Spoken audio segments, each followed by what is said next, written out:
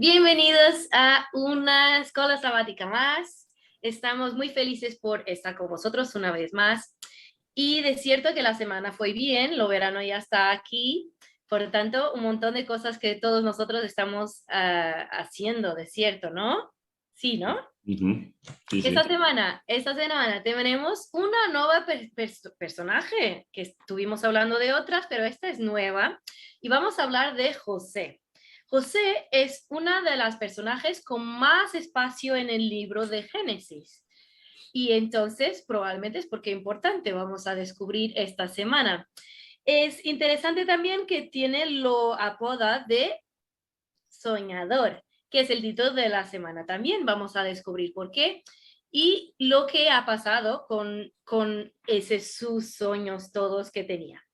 Vale, empezamos y hablamos sobre José. Era el hijo de lo patriarca que hablamos antes, que todos vosotros sabéis que era Jacob, y de Raquel, por tanto su amada, lo primero hijo.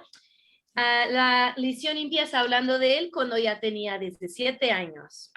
Pero es interesante que los problemas empiezan también otra vez, una vez más, una familia con problemas, como siempre.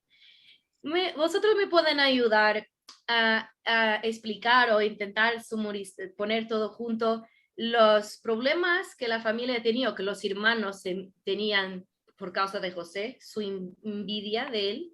¿Cuáles eran los problemas? Algunos. A ver, yo me pregunto si, como lo escribe Moisés, no es una pequeña interpretación. Me explico. Es decir, ¿cómo se puede decir que amaba más a un hijo que a otros? Eso a mí me parece más una orientación pedagógica para poder explicar una historia posterior. No es que no sucediera, en la Biblia todo lo que hay es cierto, ¿no?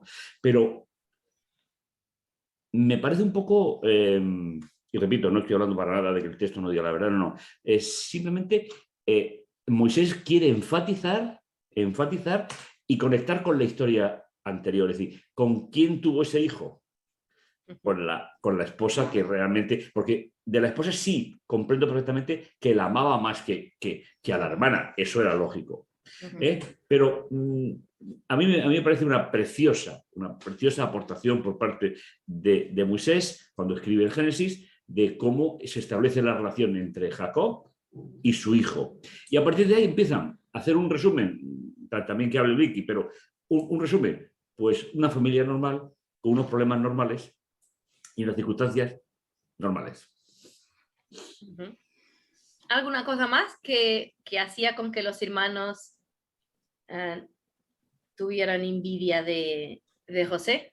No solo tenían envidia de José, es que además él iba a su padre a contarles pues las cosas que no hacían bien. Entonces eso también les enfadaba a ellos que Claro. hiciese esas cosas. Y cómo no, un chivatito en la familia es un problema. Claro que sí, claro que sí. Pero es interesante que cuando lo miramos, es los problemas normales de las familias. Tenemos siempre un hijo que es lo que cuenta todos los padres, tenemos siempre probablemente uno que nos identificamos más por su temperamento, por muchas cosas. Es una familia con problemas porque también es muy larga. Tenemos un montón de hermanos para allá de las complicaciones que ya sabemos.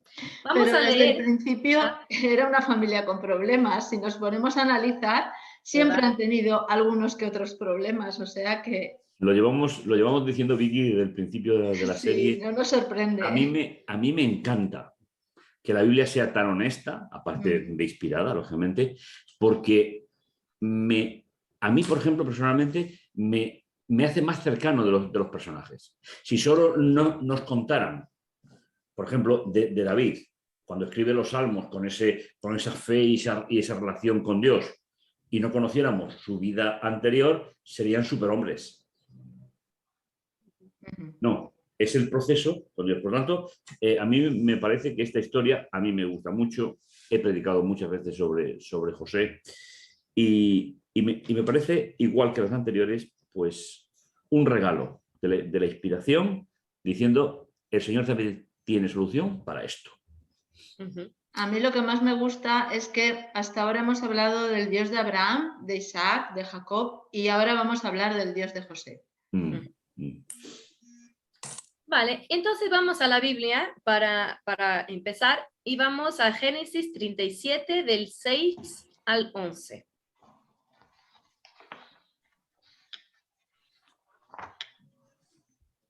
¿Leo? Sí, sí. Venga, sí. Y él les dijo, oíd ahora este sueño que he soñado.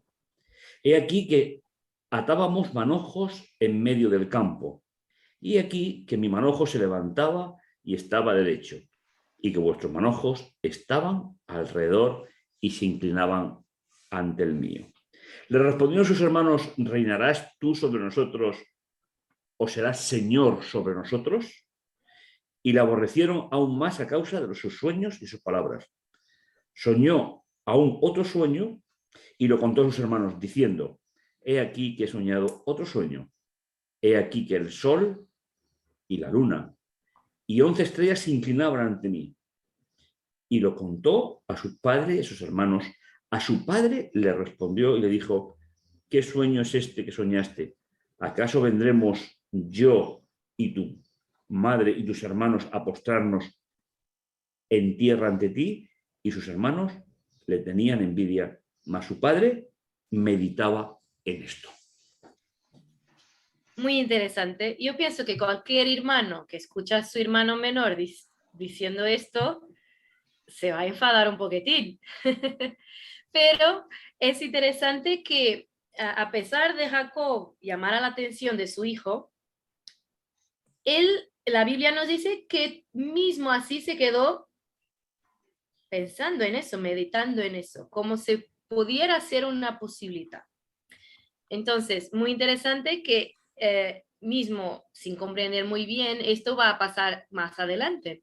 Pero en este momento, las cosas para las personas que estaban escuchando parecían todas muy raras, muy fuera del normal. Mira, yo meditaba esta semana intentando imaginarme por qué la predilección, vamos a seguir el texto que escribió Moisés, de Jacob por José. Repasando un poco algunos libros que estudian los contextos de aquella época, recordé que cada madre vivía en su propia tienda con sus hijos y alrededor de todas ellas la tienda del padre. Con lo cual hay algo que me ha parecido sugerente y es, ¿por qué tenía más relación con José que con los otros? Por la madre, claro, que era su amada. Con lo cual, investigando este tema un poquito durante este tiempo, pues he podido cuadrar un poco la idea. Porque pensar que un padre, y mucho menos una madre, hagan predilección o diferencia entre los hijos, no es algo que... Pero sin embargo, si está la tienda de una esposa, la de otra, la de otra, la otra y la cuatro, y él vive en su propia tienda donde recibe a sus esposas, ¿con cual estaba él mejor? Con Raquel. Con la mujer de sus sueños. Es la madre de José. Con lo cual creo que hay un dato histórico, un dato social y cultural para poder entender un poquito esa predilección para no hacer distinción entre los hermanos. Sí, verdad. Entonces empezamos aquí ya por comprender por qué de este nombre que han dado a José. Entonces él ya desde niño tenía un montón de sueños, ¿no? Entonces continuamos con la historia y es increíble que este inicio de sus hermanos se cambia a acciones muy drásticas y hasta al odio. ¿Cómo es posible que por veces, por cosas tan sencillas, nuestra curación se pueda llegar a un punto de hacer lo que sus hermanos hicieran a José? Y vamos solo a pasar por arriba la historia, que pienso que todos nosotros y mismo las personas que están escuchando ya la conozcan. Y básicamente la historia es sencilla. Sus hermanos piensan en, Rubén piensa en matar a su hermano, José, cuando él llega cerca de ellos, cuando estaban con las ovejas, y Judá dice, no, no vamos a matar a nuestro hermano, vamos a ponerlo dentro de un agujero y se queda ahí, ¿no? Y y pronto, y básicamente se quedó ahí durante unos tiempos hasta que miraran a un conjunto de personas que estaban pasando, de vendedores, ¿no? De caravana. Sí. Y tuvieron la idea de vender su hermano en vez de Pero matarlo. si me permites, Sí, claro. no son cualquier persona, son sus primos. Ujú.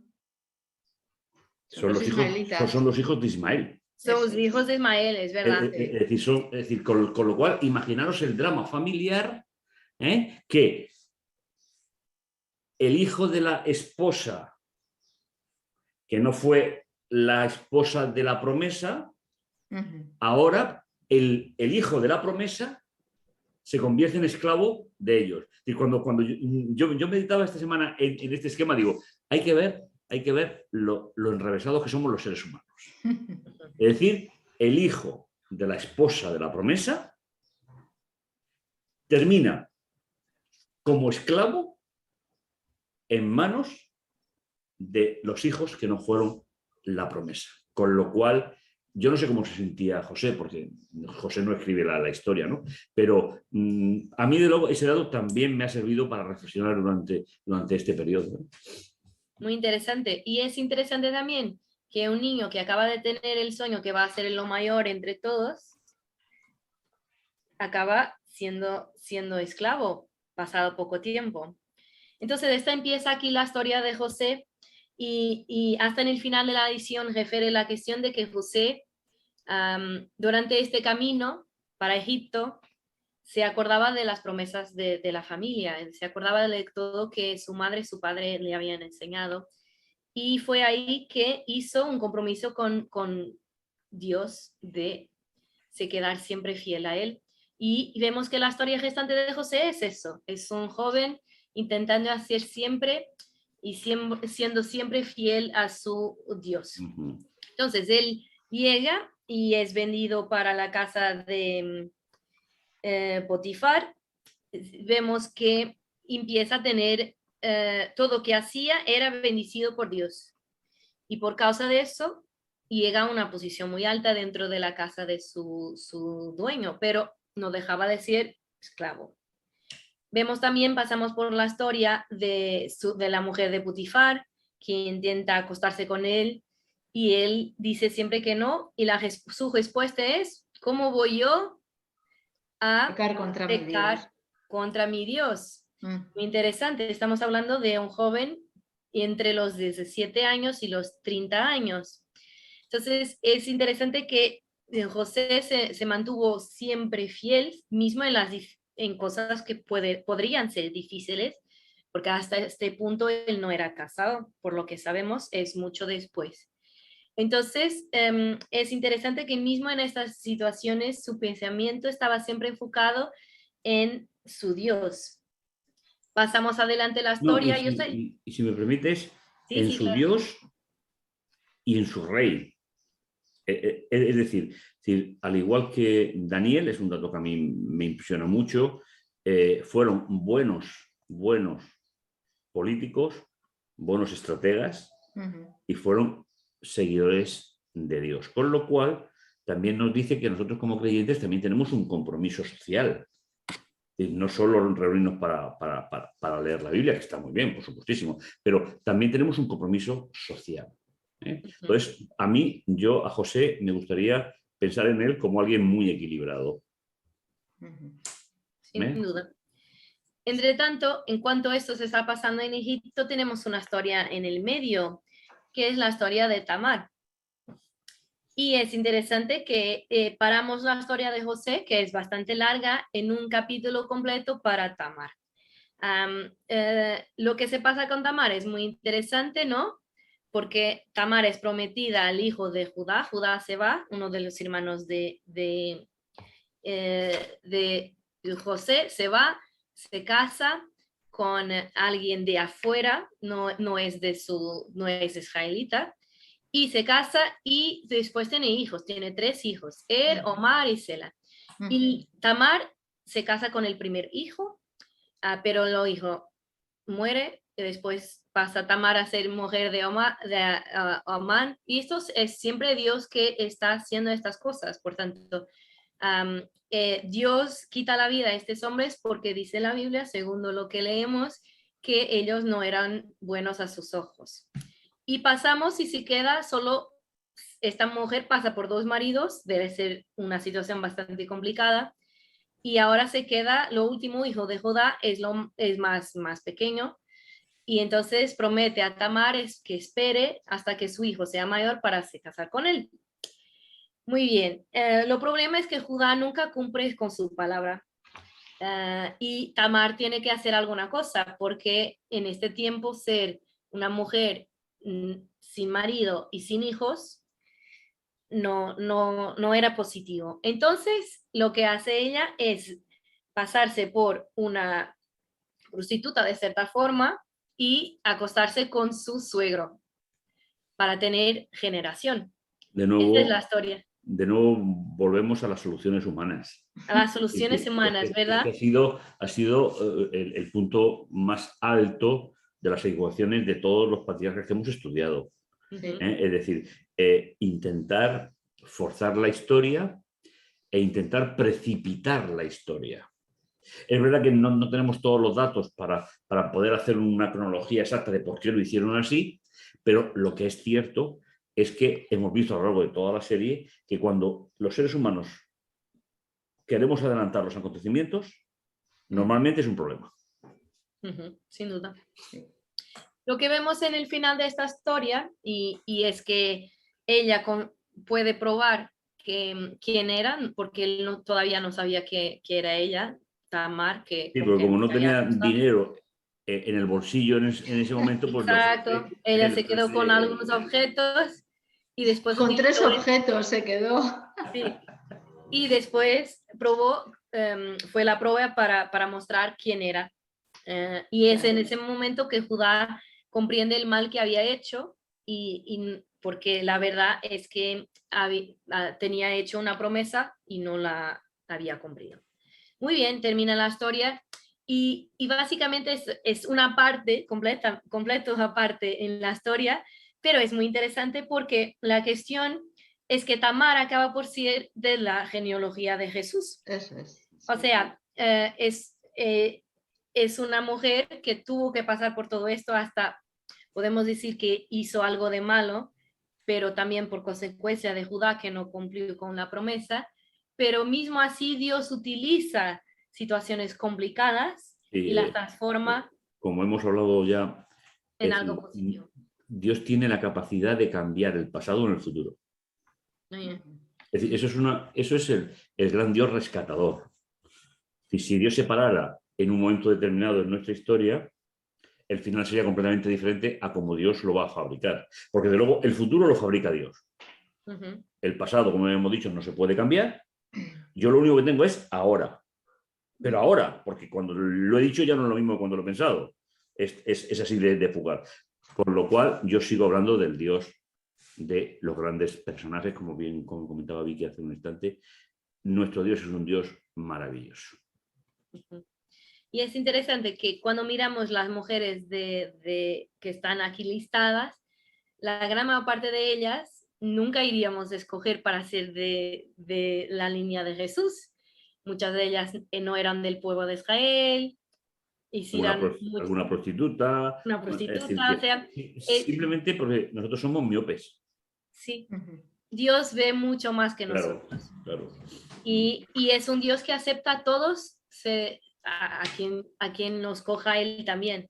Entonces es muy interesante esta dinámica y la escoja de Dios, y es por eso que tenemos un capítulo sobre esta mujer. Muy bien, continuamos con la historia de José. Sabemos que le está haciendo muy bien sucedido, pero después con la mujer de Putifar dice que no a la mujer y ella se enfada y sabemos que miente y cría un gran problema. ¿No es así? ¿Cría un gran problema? Es que me da la impresión de que la mujer de Potifar no estaba acostumbrada a que le dijeran, ¿no? No estaba acostumbrada. No, y además partamos de que él era un esclavo, con lo cual él tenía que hacer lo que le decían. Era propiedad de ella. Exactamente. Y además Potifar era eunuco también, con lo cual hijos no podía tener. Sí, y eso, Vicky, también está dando un poco de vueltas en este periodo entre uno y otro. tuvo que haber una intervención de Dios para que José no lo hicieran eunuco, porque era la práctica habitual. Sí. Es decir, a José se lo hicieron, perdón, a Daniel se lo hicieron. Con lo cual, bueno, pues finalmente José va a poder ser padre del Mesías a través de la historia, y fue fiel. Incluso fue fiel a ella, porque si hubiese aceptado su proposición, tampoco le hubiese sido fiel. Porque la relación en la Biblia entre una pareja está diseñada por Dios. Es decir, no es algo que sale por evolución ni por conceptos sociales, sino es un proyecto de Dios. Con lo cual, cuando se producen este tipo de situaciones, se fallan mutuamente los dos. Y eso creo que también es importante que podamos recordar. Miramos aquí una cuestión muy interesante también sobre José. El versículo, por tanto, el 39, capítulo 39, el versículo 6, nos dice que José era de hermoso semblante y bella presencia. Para allá de eso, todo que hacía era bueno, por lo que vemos. Pero a pesar de todo eso y de que parece que tiene todos los dones del mundo, este joven, no se aparta y da siempre lo valor a su Dios. Como... Aquí esto, Catalina, a mí esto ya me molesta. ¿Así? Que encima de ser el hijo de la esposa preferida sea guapo, a mí ya me empieza a molestar la historia. Eran muchas cosas, sobre todo por los que somos absolutamente normalitos. Claro. La cuestión es esa, es que eran demasiadas cosas y es normal, somos todos humanos. Si miramos de esta visión, es normal la forma como sus hermanos lo miraban. Pero es interesante que a pesar de todo, vemos que probablemente este momento en la historia y lo ser esclavo y todo, transformó José en alguien mucho más humilde, porque podría no lo ser. Y lo inicio de la historia puede dar a entender que no era mucho humilde.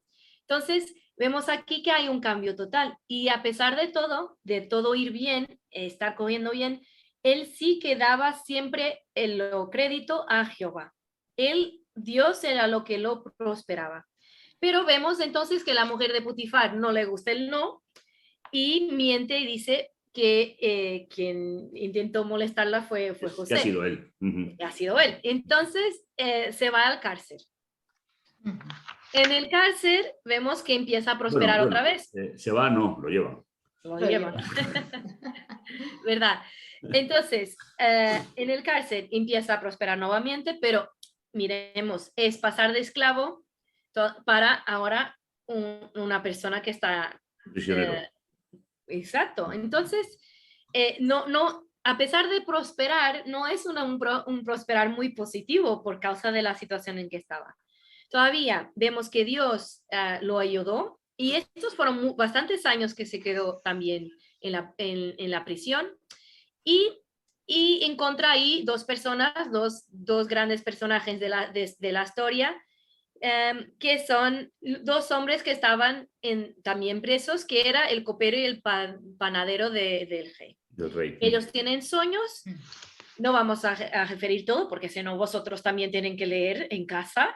Es una historia muy buena para leer y aprender, de cierto, que también la conocen, pero el significado del sueño era que el copero iba a volver pasados 7 días a trabajar para el rey y que el panadero no iba a morir. Muy bien, José pide para que el copero hable con el rey, pero él se olvida, completamente se olvida y pasan más años hasta que el rey tenga su propio sueño. Muy bien, con el sueño del rey, ahí sí que el copero se acuerda de José y como nadie en el reino sabía interpretar el sueño del rey, así que aman a José. José, es muy interesante este momento y leer el capítulo 41 es muy bonito porque vemos la forma como José responde. La primera cosa que dice es, no soy yo que lo voy a interpretar, es mi Dios que lo va a hacer. Entonces, más una vez, esta característica de José, que todo lo que hace y todas las bendiciones que tiene. Yo, si me permitís, hay una idea que quería apuntar aquí porque me parece muy, muy importante. a veces los creyentes no tenemos claro que los milagros no se hacen para beneficio personal, se hacen para mostrar el reino de Dios. Es decir, incluso Jesús nunca hizo un milagro para beneficio de la persona que fue sanada o curada, sino para mostrar el reino de Dios. Esa es una idea muy importante porque a lo largo de la historia del cristianismo se ha ido desvirtuando el concepto de milagro. De hecho, la Biblia, la palabra milagro en el original no está. Está obras portentosas. Lo de milagros es medieval. Por lo tanto, ¿por qué José pudo ser un instrumento en las manos de Dios para mostrar el reino de Dios? Que Dios de Israel era más importante que los dioses de Egipto. Esa es la clave de la intervención divina para salvar a José. Por José no es el concepto bíblico. Es decir, que siempre tiene que haber detrás mostrar el reino de Dios. Si no, Dios sería injusto. ¿Por qué me libra a mí y no os libra a vosotras? Es decir, que ahora, si somos instrumentos en las manos de Dios, sin ninguna duda, en algún momento el Señor podrá mostrar nuestra vida. ¿Para qué? Para mostrar el reino de Dios. Y es interesante para mí en esta historia es que no nos podemos olvidar que pasan 13 años hasta este punto que llega José. 13 años en situaciones muy difíciles para él. Y todavía se quedó firme y fiel a su Dios. Lo que significa que básicamente Dios solo utiliza a las personas que mismo en la dificultad, en todos los momentos, en las dificultades, en las cosas buenas, se quedan junto a Él. Y mucho se muestra de nuestro carácter en los momentos difíciles. Y aquí José es un ejemplo de eso, de alguien que se mantuvo fuerte siempre mismo en las dificultades. Entonces, aquí vemos que el llamado, el rey tuvo dos sueños, uno con vacas y otro con espigas, y eran 7 vacas malas, 7 vacas buenas. No, 7 vacas buenas, 7 vacas malas. Y después 7 espigas buenas y 7 espigas malas. Los significados sabemos que serían 7 años de prosperidad y después 7 años de hambre.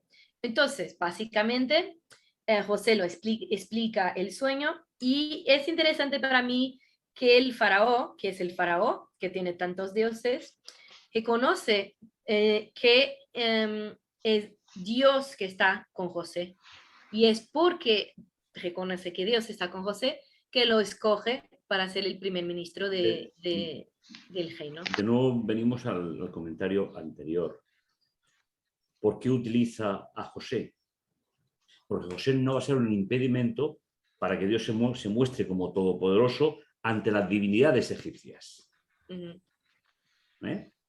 De hecho, la historia continuará, no es el tema del programa de hoy, pero cuando Moisés, que tiene que sacar a los hijos de los patriarcas, se vuelve a encontrar con el mismo contexto en Egipto, divinidades. Entonces, hay todo un contexto que a mí me gustaría, si me permitís, simplemente volver a resaltar una idea.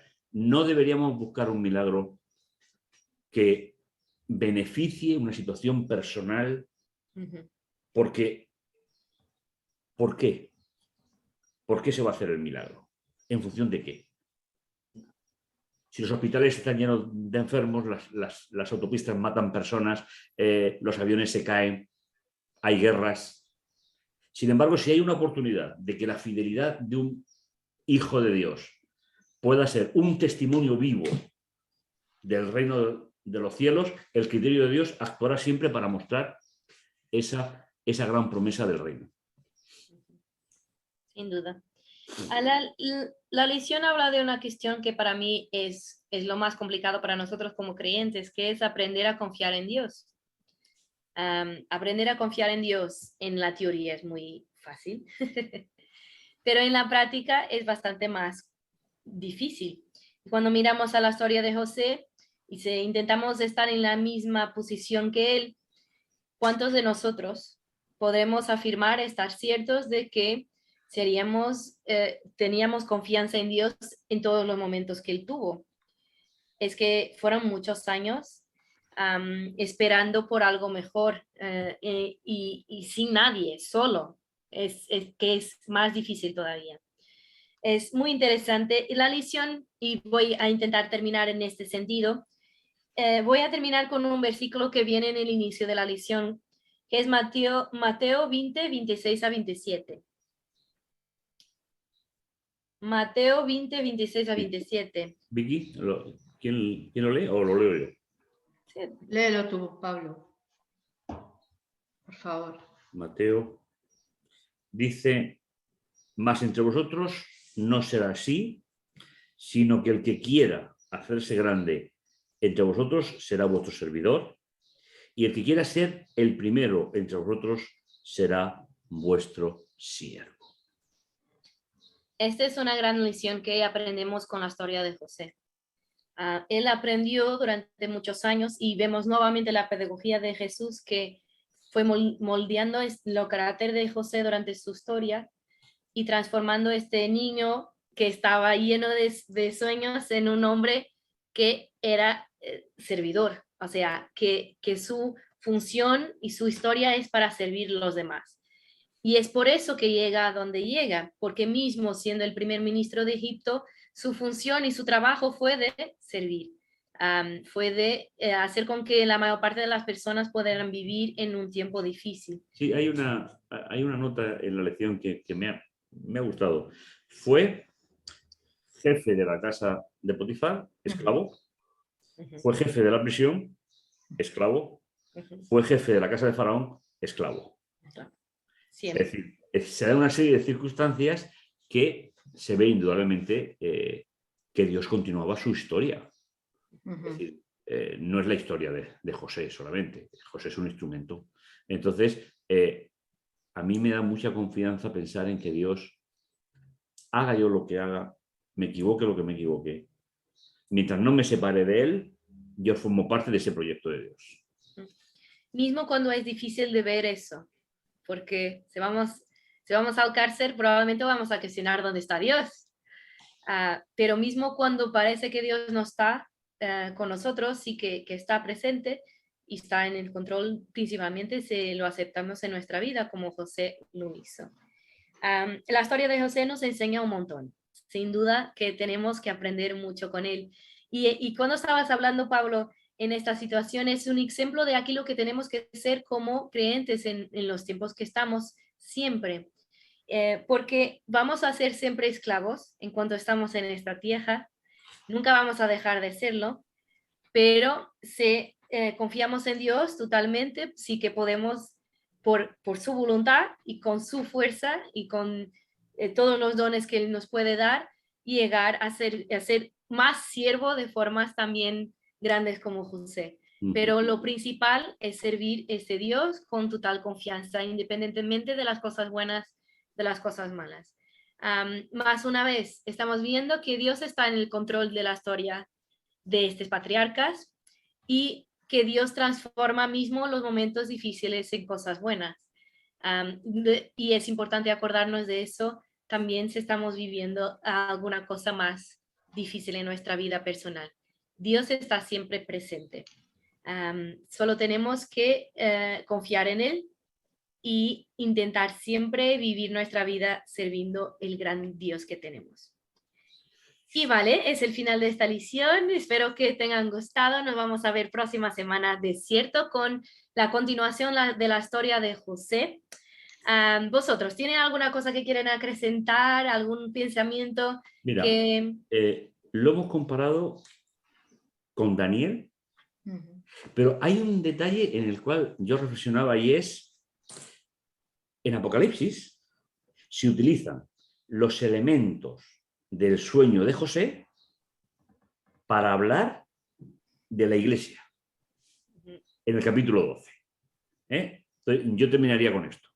Una gran señal apareció en el cielo, una mujer vestida de sol con la luna bajo sus pies y una corona con 12 estrellas sobre su cabeza. Es decir, es una relectura del sueño de José que en un principio significaba las 12 tribus de Israel, pero que en el Nuevo Testamento se le da un nuevo giro al sentido para hablar del remanente del pueblo de Dios antes del final del conflicto. A mí me parece una lectura que hace Juan desde ese acontecimiento realmente espectacular.